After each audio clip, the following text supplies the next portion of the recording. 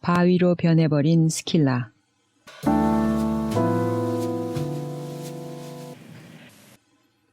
글라우코스는 어부였다. 어느 날 해변에서 그물을 끌어올렸더니 여러 종류의 고기가 걸려 있었다. 그는 그물을 털고 풀이에 앉아서 고기를 가리기 시작했다. 그가 서 있던 곳은 강 한가운데 있는 아름다운 섬이었는데 그곳은 외딴 곳으로 가는 인간은 물론 목장으로도 사용되지 않으며 글라우코스 이외에는 오는 사람도 없었다. 그런데 갑자기 풀이에 놓아둔 고기들이 살아나서 마치 물속에서 논이는 것처럼 지느러미를 움직이기 시작하였다. 그가 놀라서 바라보고 있는 동안에 고기들은 물속으로 달아나 버렸다. 그는 이것이 어떤 신의 소행인지 아니면 풀 속에 있는 어떤 신비로운 힘의 탓인지 알 수가 없었다. 풀이 이런 힘을 가지고 있을까? 그는 이렇게 말하며 풀을 조금 뜯어 씹어보았다. 그런데 그 풀의 즙이 입에 닿자마자 그는 불현듯 물을 가까이 하고 싶어졌다. 견딜 수가 없게 된 그는 육지를 떠나 물속으로 뛰어들었다. 그러자 강의 신들이 그를 따뜻이 맞아주었고 동료로서 대접해 주었다.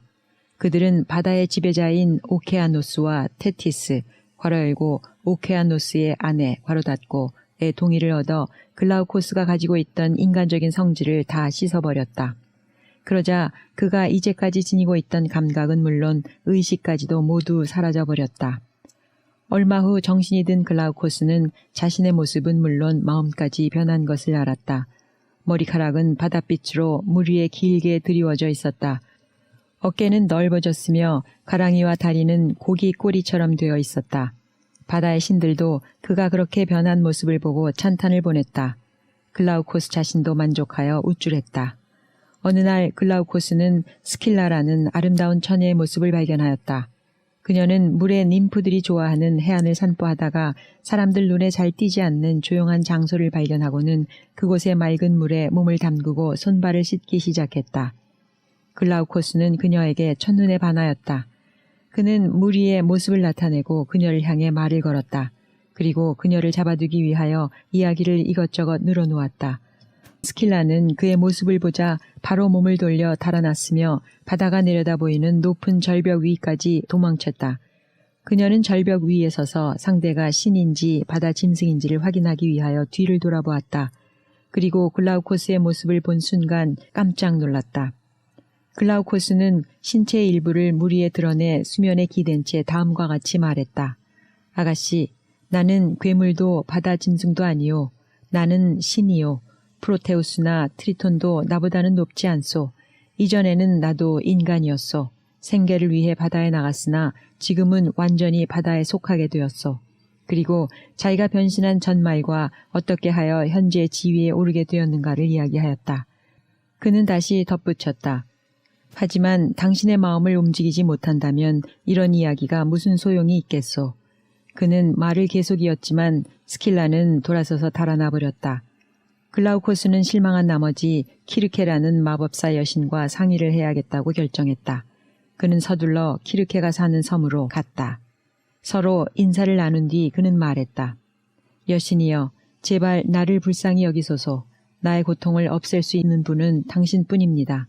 나의 모습이 변한 것은 약초 때문이기에 나는 누구보다도 그 효력을 잘 알고 있습니다.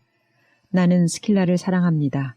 말씀드리기 부끄럽습니다만 나는 그녀에게 별별 이야기를 다 하고 구애하여 맹세를 하였습니다.